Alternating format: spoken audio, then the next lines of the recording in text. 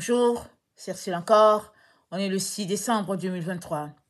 Alors, je viens sonner la trompette aujourd'hui encore et je viens proclamer le retour de notre Seigneur Jésus-Christ. Amen et alléluia, seront tous bénis.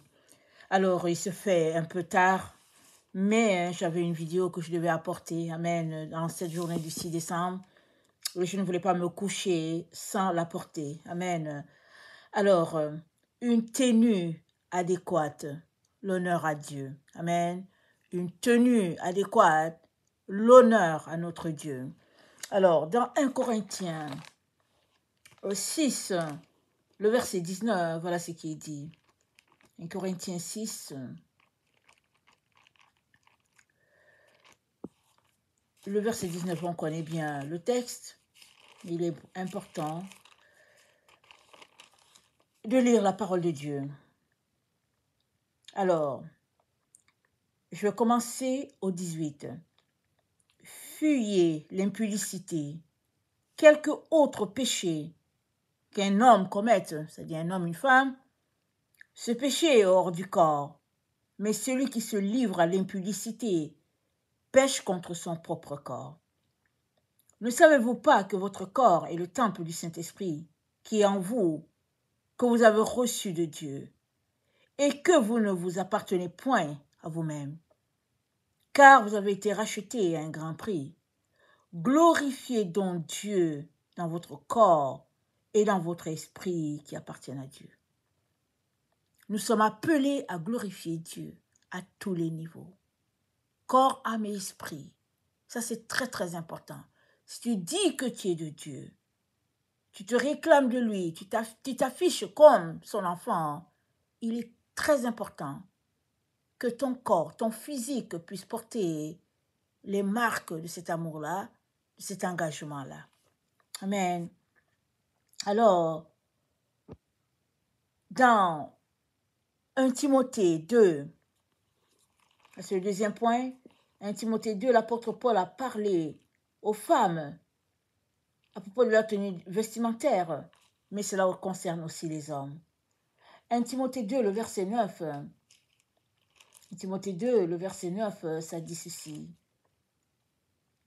Je veux aussi que les femmes vêtues d'une manière décente, avec pudeur et modestie, ne se parent ni de tresses, ni d'or, ni de perles, ni d'habits somptueux, mais qu'elles se parent de bonnes œuvres, comme il convient à des femmes qui font profession de servir Dieu. Nous savons tous qu'on est à un temps, une période sur la terre où chacun s'habille comme il veut, chacun fait ce qu'il veut, et quand on voit les gens, on a de la difficulté à distinguer qui est homme, qui est femme, on hésite, on ne sait pas quoi dire, et ça avait commencé par l'habillement, et maintenant c'est rendu au niveau des noms. Quelqu'un aujourd'hui peut s'appeler Bernadette, demain il va s'appeler Ludovic, et après il peut encore redevenir Joséphine. Tant que les gens ont l'argent et les moyens d'aller changer leur nom, ils font ce qu'ils veulent. Mais en tant qu'enfant de Dieu, en tant que serviteur de Dieu, homme ou femme, il est très important qu'on ne mette pas l'accent sur notre habillement, sur ces choses-là que nous portons de manière extérieure. C'est très important. Et mieux encore, si les femmes,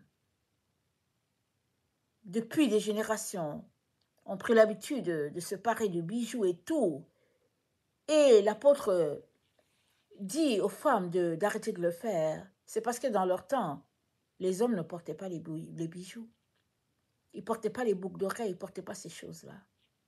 Aujourd'hui, il y a plein d'hommes qui portent les boucles d'oreilles, les bijoux, les gourmettes, les chaînes et tout. Ils mettent des produits sur leurs cheveux, des pommades, ils vont chez le coiffeur et puis ils mettent des couleurs sur leurs cheveux parce que ils ne veulent pas paraître ce qu'ils sont. Ils ont 70 ans, tu leur donnerais facilement 40. Ils ont 90, tu leur donnerais facilement 50. Chers frères et sœurs, il est très très important d'arrêter cette industrie du paraître. C'est très, très important de l'arrêter. Parce qu'on est dans le temps de la purification. Si donc tu mets des produits, la permanente, tout ça sur tes cheveux pour ne pas paraître ce que tu es, pourquoi veux-tu aller au ciel? Ce n'est que dans la présence de Dieu où quelqu'un qui a 100 ans, il va paraître 15 parce qu'il n'y a pas de ride là-bas. Tout le monde est jeune. C'est la grâce que Dieu accorde à tous ceux-là qui auront traversé et qui seront retrouvés de l'autre côté. Mais pendant que nous sommes sur cette terre, les cheveux blancs, c'est la couronne que Dieu donne à ceux-là qui ont le poids de l'âge.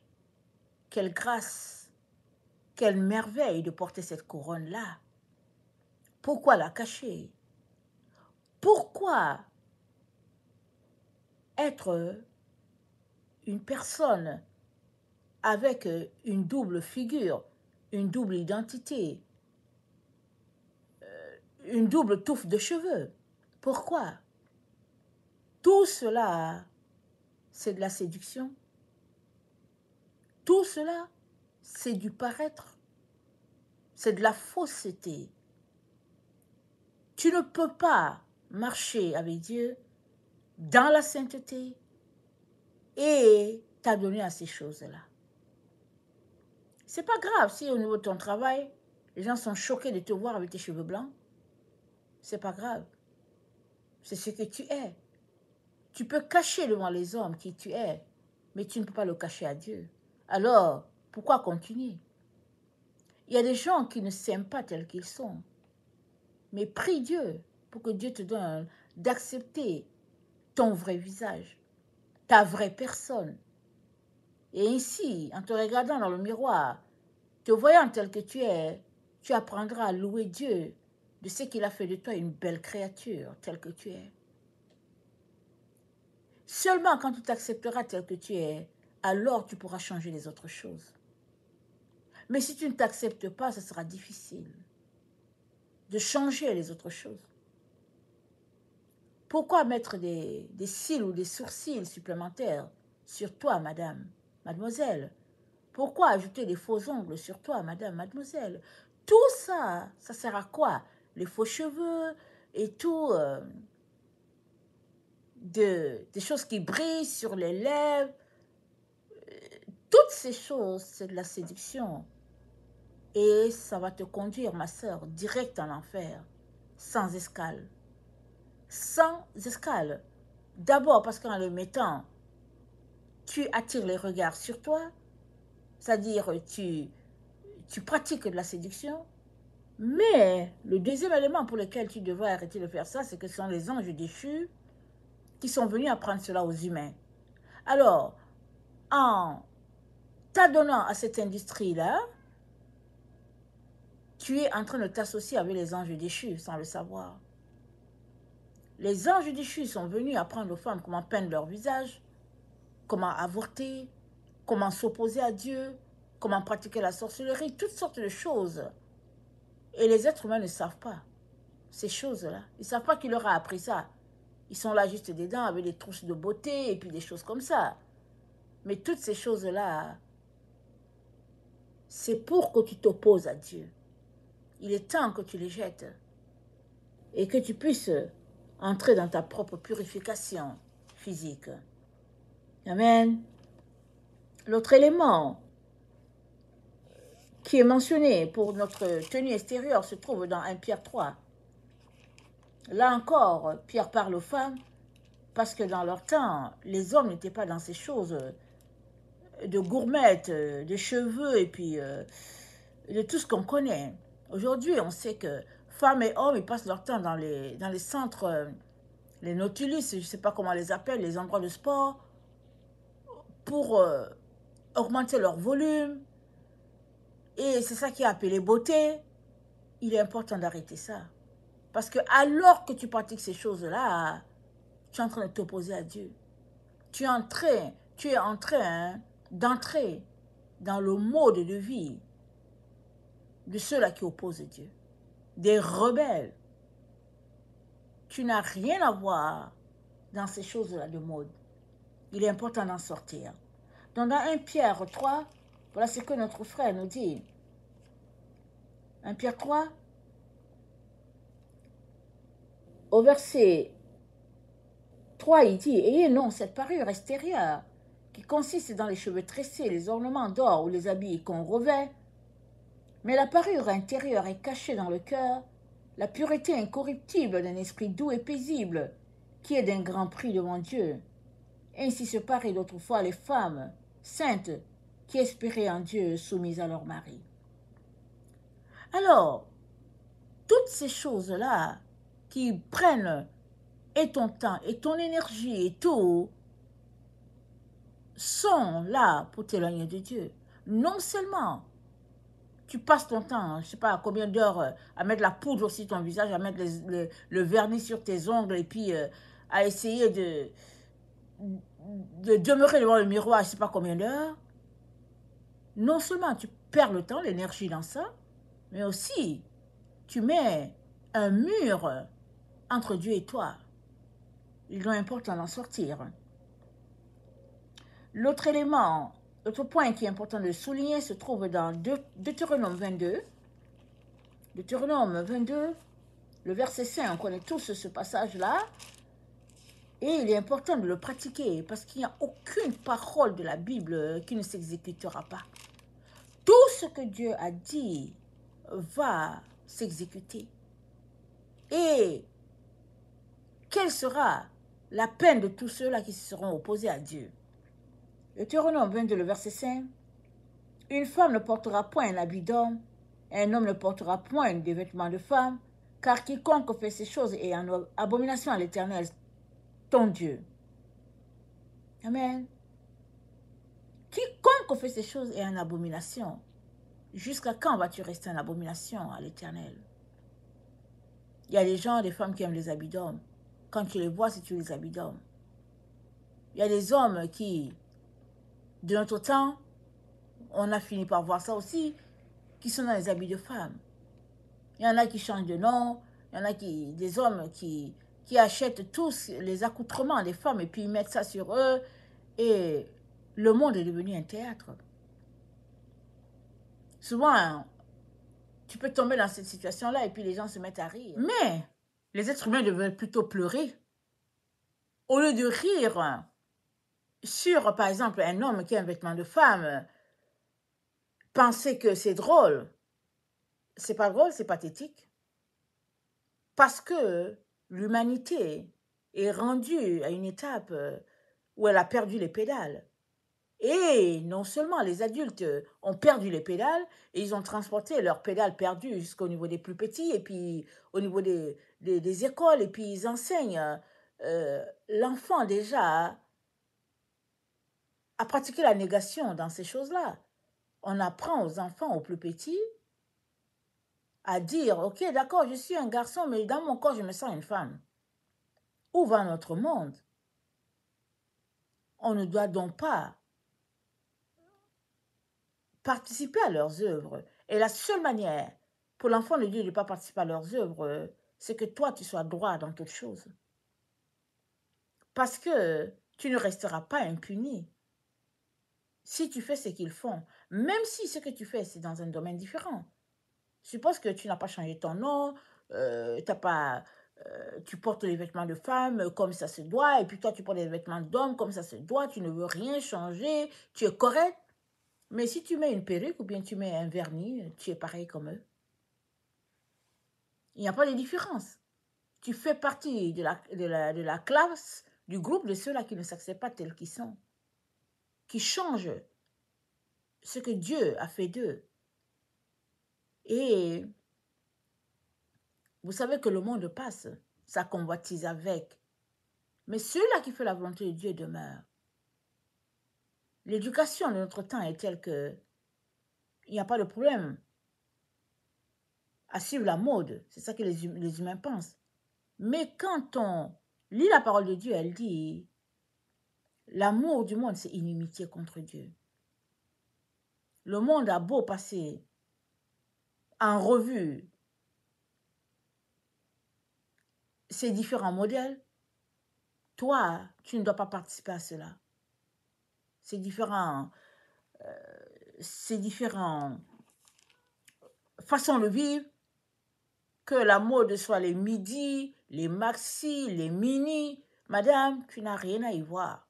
Tu dois tout simplement être pur à ton Dieu. Et dans l'autre élément qui est bon de mentionner se trouve dans Exode 20, le verset 23. Dieu a parlé à Moïse. Alors si Dieu a parlé à un homme, à combien plus forte raison, nous devons-nous prendre conscience de comment nous devons nous tenir. Dans Exode 20, le verset 23, voilà les consignes que Dieu a données à Moïse concernant sa propre tenue à lui. Verset 23, vous ne ferez point des dieux d'argent et dieux d'or pour me les associer. Vous ne vous en ferez point. Donc, dit Dieu, vous ne ferez pas les dieux d'or, d'argent pour me les associer. Souvent, on ne pense pas qu'il s'agit des bijoux, mais il s'agit des bijoux. Il y a des personnes qui portent des bijoux sous leurs vêtements. Ils ne veulent pas que les gens sachent, mais ils ont quand même un bijou sous leur habit. Donc, les hommes ne savent pas que tu as un bijou, mais Dieu le sait. Et c'est Dieu ton juge. Où vas-tu avec cette cachotterie? Verset 25, si tu m'élèves un autel de pierre, tu ne le bâtiras point en pierre taillée, car en passant ton ciseau sur la pierre, tu la profanerais. Tu ne monteras point à mon autel par les degrés, afin que ta nudité ne soit pas découverte. Chère dame, si Dieu a dit à Moïse, je ne veux pas découvrir ta nudité, à combien plus forte raison, toi, devrais-tu faire très attention quand tu t'habilles? Il est important que tu sois bien habillé au cou, jusqu'au cou, que tu sois bien habillé jusqu'à la cheville, que ce soit la robe, que ce soit la jupe. Et madame, mademoiselle, organise-toi pour laisser de côté les habits d'homme. Ne viens pas avec des explications en disant que oui, si mon pantalon c'est écrit pour femme, il faut sortir de tout ça. Sors de là, parce que c'est en train de te conduire tout droit en enfer. Sois parfaitement femme à tous les niveaux. À tous les niveaux. Et laisse la mode de leurs histoires là. Cache-toi, protège-toi.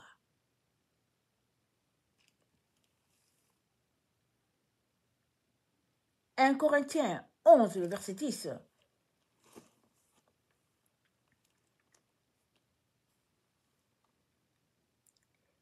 C'est pourquoi la femme, à cause des anges, doit avoir sur la tête une marque de l'autorité dont elle dépend. Toutefois, dans le Seigneur, la femme n'est point sans l'homme, ni l'homme sans la femme.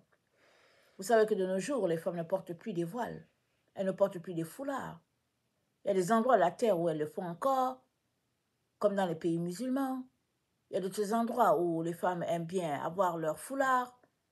Mais la femme moderne aime aller chez le coiffeur et venir se balader, et puis voilà, avoir ses cheveux, et puis bon, changer de couleur des cheveux, et tout ça.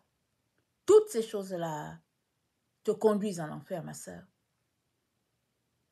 Et les anges déchus sont ceux-là qui sont venus apprendre aux humains à désobéir à Dieu. Alors, qui est l'ange qui te garde? Est-ce que c'est les anges qui sont obéissants à Dieu? Ou bien est-ce que c'est les anges qui désobéissent à Dieu? Parce que c'est dit, la femme doit avoir sur sa tête une marque de l'autorité dont elle dépend. Quelle est l'autorité qui te garde? Les anges de l'armée de Dieu, ils sont toujours soumis à Dieu. Les gens comme Michael, Gabriel, Uriel, et le nom ne me vient pas tous les noms, mais il y a des anges là qui sont restés fidèles à Dieu. Et je suis sûre que dans ta tête, tu te fais garder par les anges de Dieu, c'est ça. C'est ça que tu te dis. Mais ces anges-là, c'est des anges qui ont toujours obéi à Dieu, fidèles à Dieu. Par respect pour eux, tu dois avoir sur la tête la marque de l'autorité dont tu dépends. Tu dépends de l'autorité divine. Tu dois avoir sur ta tête quelque chose, un voile, un foulard. Tu dois avoir ça, tu dois cacher tes cheveux. C'est une pureté. Tu n'as pas besoin de les présenter. Alors que tu n'as pas un voile sur la tête ou un foulard, les anges déchus sont là. Tu ne les vois pas, mais eux, ils voient. Ils voient tes cheveux. Alors, ce n'est pas une affaire que les gens veulent t'écraser, t'empêcher d'être toi. Non. Dieu veut te protéger et il te dit, et sur la tête, une marque de l'autorité dont tu dépends. Tu dépends de l'autorité de Dieu, de l'armée céleste, tu dépends de l'armée de Dieu, ceux-là qui n'ont pas trahi Dieu.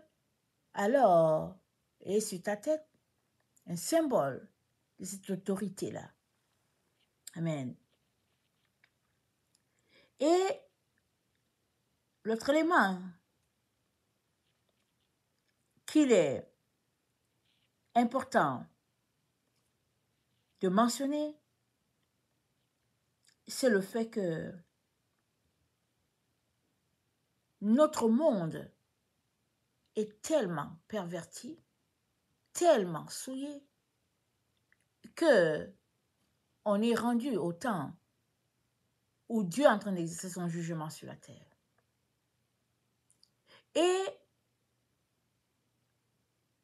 dans ce temps de sainteté, de purification où nous nous trouvons, tu dois être pur à tous les niveaux. Il n'y a pas une seule parcelle de l'écriture qui ne s'accomplira pas.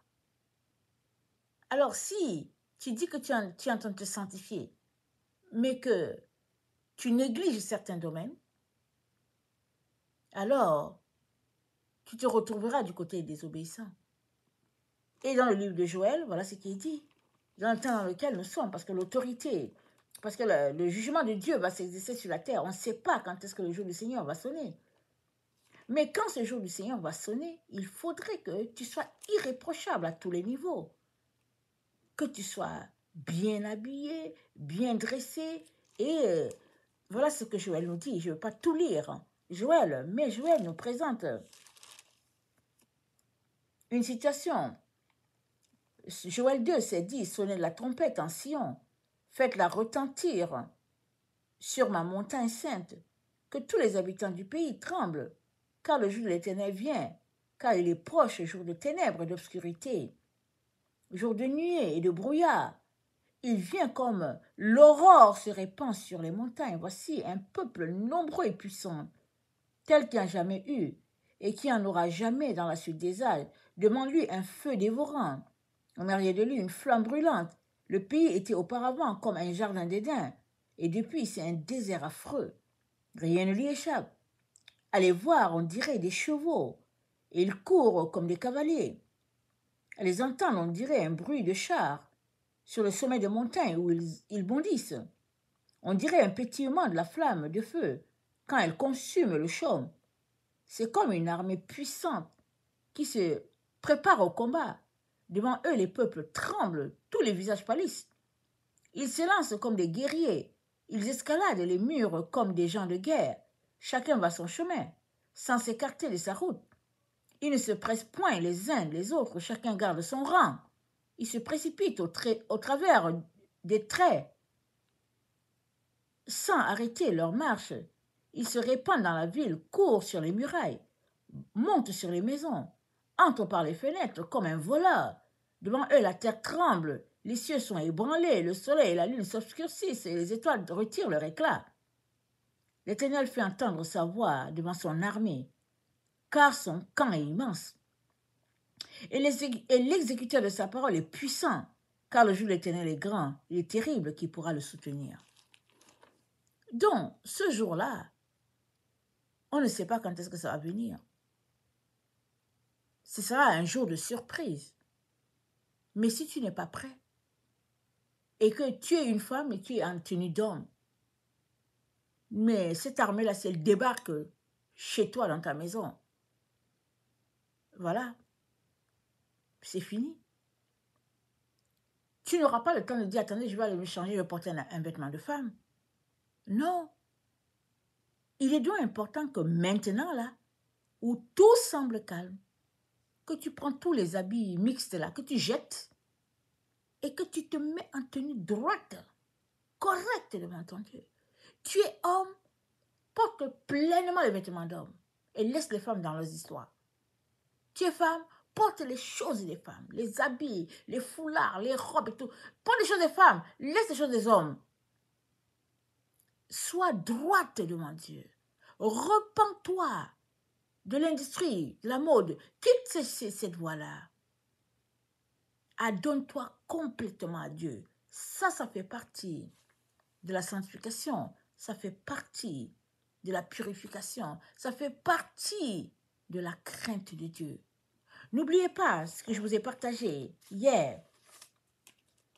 Alors que j'étais dans mon temps de prière, j'étais tout simplement dans la présence de Dieu. Et puis, l'Esprit Saint m'a donné, attendez, je vais regarder, 23-17. Il m'a dit, c'est un temps, c'est la crainte de Dieu. La crainte de Dieu a fait la différence dans les choix de celle-là qui devait donner à manger à Élie. La veuve de Sarepta avait cette crainte de Dieu-là. Dans sa tenue, dans sa façon de faire, elle avait la crainte de Dieu. Elle a été choisie pour avoir chez elle le serviteur de Dieu. Quelle bénédiction! Il est important que tu puisses développer la crainte de Dieu. 23-17 dans la concordance grecque. Sors des choses de la mode. Ça va te conduire en enfer. Quitte-la, quitte ce chemin-là, quitte. Porte ton foulard, ton voile. Fais comme les femmes du 17e, 18e siècle-là. Regarde bien les films d'avant.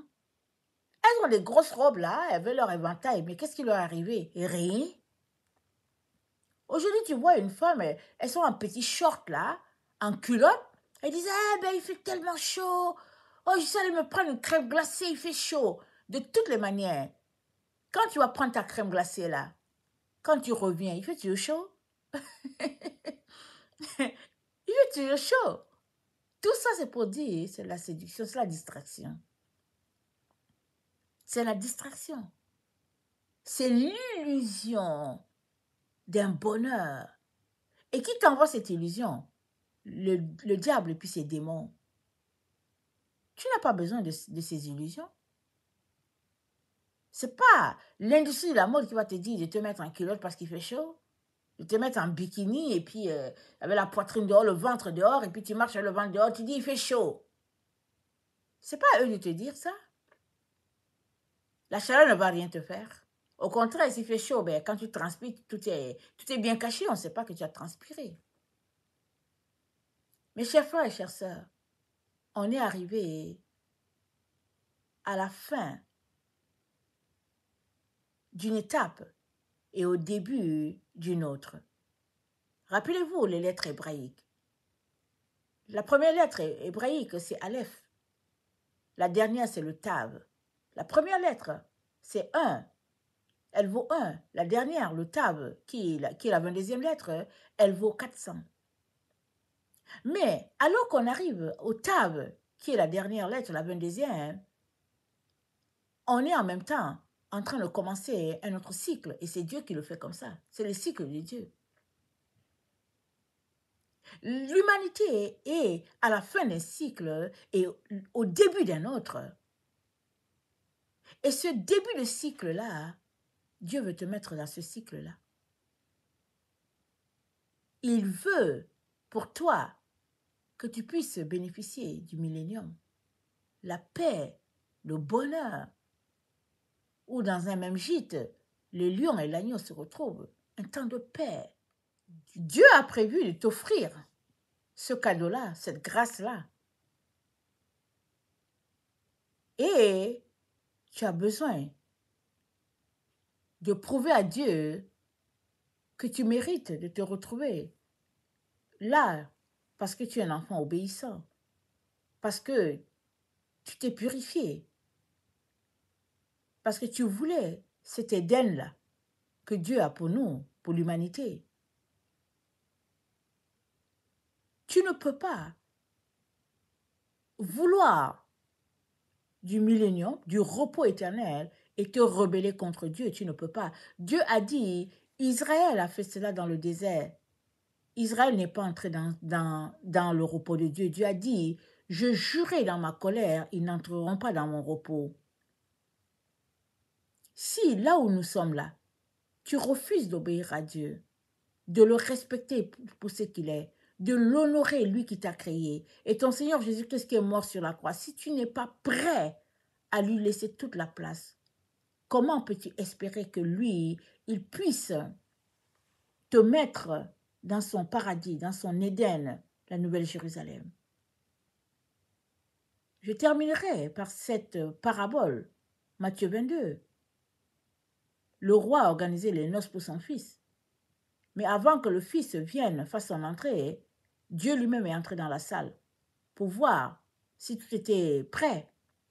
Il a vu là un homme qui était dans la salle mais qui n'avait pas un habit de noces. Il lui a dit, mais comment as-tu fait pour entrer ici? La Bible dit, l'homme était sans parole. Il a été jeté dehors. Le roi a dit, jetez-le dehors. Là, il y aura les pleurs et les grincements des dents. Et vous savez quoi? On est dans ce temps où les noces sont organisées, c'est déjà prêt, tout est prêt. Mais toi, es-tu en train de laver ta robe de manière à ce que le roi soit content? As-tu un habit de noces? Sache que les habits de noces, souvent, sont fixés par la mariée ou bien la famille de la mariée. En tout cas, généralement, il y a une tenue vestimentaire recommandée. Et l'habit de noces a tout à fait à voir avec Marie, la mère de notre Seigneur, notre mère. Ça a tout à voir avec elle. Le Seigneur t'éclairera là-dessus. Mais les noces ont été apprêtées et c'est pour tout le monde. Tout le monde est invité. Mais si toi, tu te comportes comme ce monsieur, tu seras jeté dehors. Alors que tout est préparé, tu ne bénéficieras pas. Et j'aimerais encourager tout un chacun à laisser pleinement la place à Dieu dans nos vies. Que Dieu soit pleinement Dieu. Il est très important que tu apprennes à l'honorer, à faire de lui ton Dieu, ton Père, ton roi. Aujourd'hui sur la terre, il suffit juste qu'un chef de canton vienne visiter le quartier. Il faut voir comment les gens s'en vont au magasin acheter une chemise, une cravate parce que le chef de canton arrive. Et Dieu, le créateur de l'univers, t'invite pour le mariage de son fils. Et tu veux ne pas t'apprêter? Pense-y plusieurs fois. Pense-y. Que le Seigneur bénisse sa parole. Maranatha, Jésus revient. Amen, alléluia. Soyons tous bénis et que sa grâce demeure sur chacun. Amen.